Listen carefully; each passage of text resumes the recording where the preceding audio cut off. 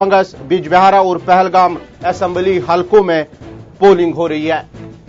लोकतंत्र के महापर्व कहे जाने वाले चुनाव का आज के लिए आज तीसरे चरण का मतदान हो रहा है और इसी बीच खबर आ रही है कि कोकरनाग में 10 बजे तक 2.56%, जबकि दूरू में 10 बजे तक 1.39% मतदान हुआ। वही बात करें अगर शांगस की तो शांगस में 1.53% मतदान हुआ, जबकि बिजबिहारा में 1.56% और पहलगाम में लोकसभा चुनाव के लिए तीसरे चरण का मतदान जारी है। और घाटी की बात करें तो अनंतनाग सीट की 6 असेंबली सेगमेंट्स में चुनाव हो रहा है और कुल अनंतनाग डिस्ट्रिक्ट में अभी तक 2.56% मतदान हुआ। कोकरनाग कॉन्स्टिट्यूएंसी में 2.56% मतदान, जबकि दूरू में 1.39% मतदान हुआ है।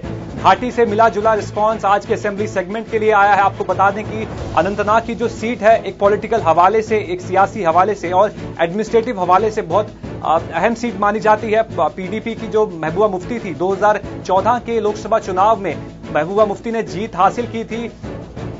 करीबन 65,000 वोटों के मार्जिन से महबूबा ने यहां पर कांग्रेस के जो एनसी और कांग्रेस के जो साझा उम्मीदवार थे उनको वहां पर हराया था।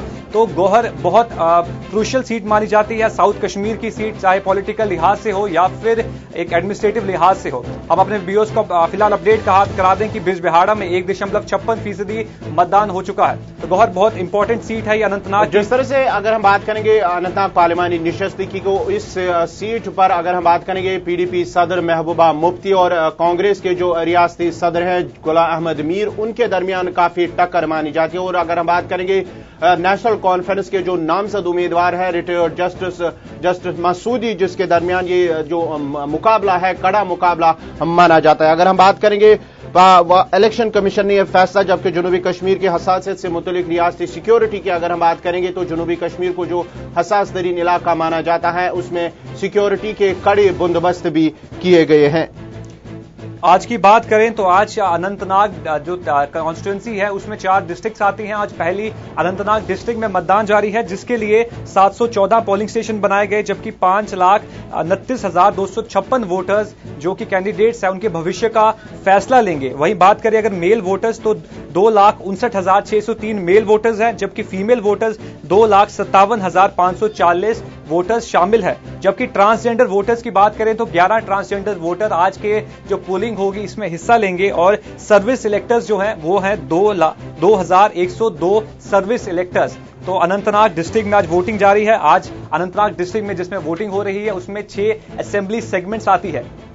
अगर हम बात करेंगे अनंतनाग पार्लिमानी निशस्ती के हवाले से, अगरचे माना जाता है सुबह 7 बजे से आज जो पोलिंग शुरू हुई और अभी तक 10 बजे तक क्या कुछ ताजा अपडेट है, इस हवाले से भी हम अपने साथियों से बात करने की कोशिश करेंगे और उनसे अपडेट जो है वो जानने की कोशिश करेंगे। अगर हम बात करेंगे डूरू की बात करेंगे, अनंतनाग की बात करेंगे, बिजबिहारा की बात करेंगे, वहां पर भी ताजा अपडेट लेंगे। अगर हम बात करेंगे सुबह तकरीबन 3 घंटों के 7 बजे से 10 बजे तक क्या कुछ ताजा अपडेट है, इस हवाले से भी हम उनसे जानने की कोशिश करेंगे।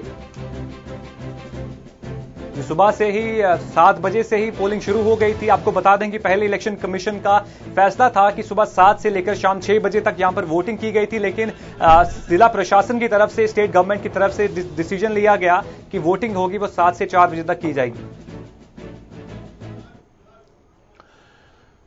फिलहाल हम बात करेंगे, सीधा श्रीनगर चलते हैं। सिक्योरिटी के हवाले से हम बात करेंगे और दीगर मामलात को लेकर इंतखाबात जिस तरह से अनंतनाग पार्लिमानी निशस्ती के लिए आज वोटिंग हो रही है, इस हवाले से बात करेंगे। सीधा श्रीनगर चलते हैं जहां इस वक्त हमारे साथ है मीर हिलाल हांजुरी, हमारे सीनियर साथी। हिलाल, क्या कुछ ताजा अपडेट है इस हवाले से, अगरचे हम सिक्योरिटी के एतबार से बात करेंगे और अगर हम वोटिंग के हवाले से, पोलिंग के हवाले से बात करेंगे तो अगर हम शुमाली कश्मीर और जनूबी कश्मीर की बात करेंगे तो किस तरह का इसमें दोनों में फर्क नजर आ रहा है?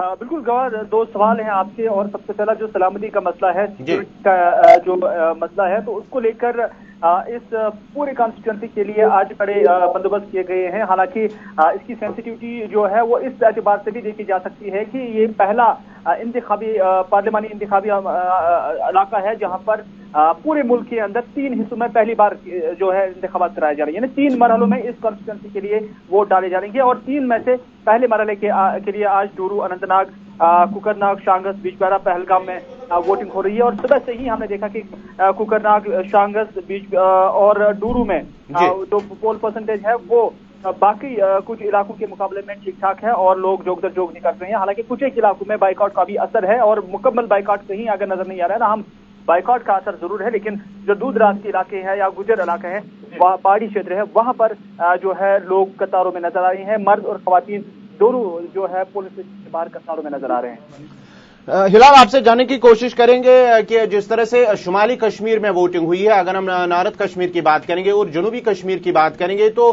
क्या कुछ फर्क सामने नजर आ रहा है? देखिए, जो शुमाली कश्मीर है, शुमाली कश्मीर के कुपवाड़ा में जिस तरह से वोटिंग हुई थी और ऐसा लग रहा है कि अनंतनाग के कुछ एक इलाकों में वैसी तरह की जो है आज पोल परसेंटेज रही है। और 10 बजे का जो चूंकि ये गैर सरकारी आदमशुमार है और उसके मुताबिक जो है 4.2% वोटिंग जो है रिकॉर्ड की गई है और इसके मुताबिक अनंतनाग में सबसे कम 1.1 वोट जो है परसेंटेज के हिसाब से 999 वोट जो है यहाँ पे डाले गए। इसी तरह से डूरू की अगर बात करेंगे, जहाँ से कांग्रेस का प्रत्याशी है, कांग्रेस का कैंडिडेट है, वहां से 6% वोटिंग जो है 10 बजे तक रिकॉर्ड की गई है, जिसके मुताबिक 4,699 वोट यहाँ पर 10 बजे तक डाले गए हैं। इसी तरह से कुकरना का इलाका, वहां पर भी 6.1% के हिसाब से 5,738 वोट डाले गए हैं। शांगस वहां पर 4.8% के हिसाब से 4,228 वोट डाले गए। इसी तरह से बीजवाड़ा, जो कि अनंतनाग का अहम कस्बा है और अहम कॉन्स्टिट्यूंसी है, जहां पर सिर्फ 0.7% वोटिंग हुई है, जिसके मुताबिक 613 वोट ही यहाँ पर 10 बजे तक डाले गए हैं। इसी तरह से अगर हम पहलगाम की बात करेंगे, और पहलगाम में भी काफी सियासी सरगर्मियां रही हैं। मुख्तलिफ पार्टियां यहाँ वोटर्स को अपनी तरफ लुभाने के लिए काफी कुछ जो है सरगर्मियां चला रहे थे, लेकिन यहाँ पर 7.0% के हिसाब से सबसे ज्यादा वोटिंग हुई है, यानी यहाँ 6,031 वोट अभी तक डाले गए। यानी हम 10 बजे तक की हम बात कर रहे हैं और 10 बजे के बाद का जो डेटा है वो गवर्नमेंट की जानिब से अभी रिलीज करना बाकी है। हिलाल, आपसे जानना चाहेंगे कि इस चुनाव में 17 उम्मीदवार अलग अलग हैं, अलग अलग सियासी दलों से हैं, कुछ इंडिपेंडेंट है और अलग अलग सियासी दलों से आते हैं। क्या लगता है कि सीधा मुकाबला किन किन के बीच देखा जाएगा? क्योंकि जो अनंतनाग है वो पीडीपी का एक गढ़ माना जाता है। पिछले चुनाव में महबूबा मुफ्ती ने यहां से जीत हासिल की थी, लेकिन इस बार माना जा रहा है कि कांग्रेस के गुलाम अहमद मीर हो, चाहे एनसी के कैंडिडेट हो, उनको टक्कर देने और कहीं ना कहीं बीजेपी के उम्मीदवार भी हैं। तो आप क्या देख रहे हैं ग्राउंड में कि सीधा मुकाबला किन किन के बीच आपको देख सकते हैं? देखिए, इब्तिदाई तौर पर अगर देखा जाए तो हर बार की तरह इस बार भी ऐसा लग रहा था कि जो पार्लिमानी निशस्त अनंतनाग है, यहाँ पर पीडीपी बनाम नेशनल कॉन्फ्रेंस मुकाबला होगा। लेकिन जो सूरत हाल यहाँ पर बनी है, बाइकआउट का असर रहता है, तो उस एतबार से अगर देखा जाए तो कुछ एक निशस्तें ऐसे हैं जो कांग्रेस डोमिनेटेड एरियाज है, वहां पर अभी हम देख रहे हैं कि ब्रिस्क वोटिंग हो रही है। चाहे डोरू की बात करेंगे, कुकरनाग की बात करेंगे, शांगस की बात करेंगे, तीनों ऐसी कॉन्स्टिट्यूंसीज है जहां पर कांग्रेस का कहीं ना कहीं गढ़ समझा जा सकता है और वहां पर दूसरे या तीसरे नंबर पर भी पीडीपी या पहले नंबर पर भी पीडीपी आ सकते हैं, लेकिन वोट शेयर कांग्रेस का यहां पर तस्वुर किया जाता है। तो इस तरह से अगर यहां पर वोटिंग होती है और ब्रिस्क वोटिंग होती है और उसके बाद कुलगाम के कुछ एरियाज को छोड़कर पुलवामा में भी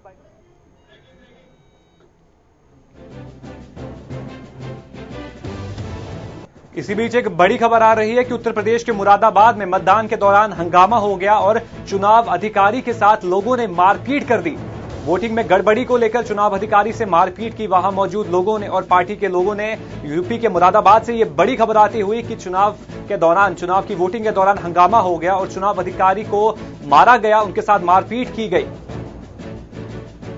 भारत में चुनावों के दौरान ऐसी घटनाएं घटती रहती हैं अक्सर। अभी कुछ देर पहले मालदा से खबर आ रही थी और वहीं उत्तर प्रदेश के मुरादाबाद से अब खबर आ रही है कि वोटिंग के दौरान लोगों ने वहां मौजूद हंगामा कर दिया, किसी मुद्दे को लेकर उनकी कहासुनी हो गई, जिसके बाद चुनाव अधिकारी को मारना शुरू कर दिया और कहा जा रहा है कि वोटिंग में गड़बड़ी की गई थी। इसके कारण वहां मौजूद लोगों ने, एजेंट्स ने जो चुनाव अधिकारी थे उनके साथ मारपीट की और उन्हें मारा।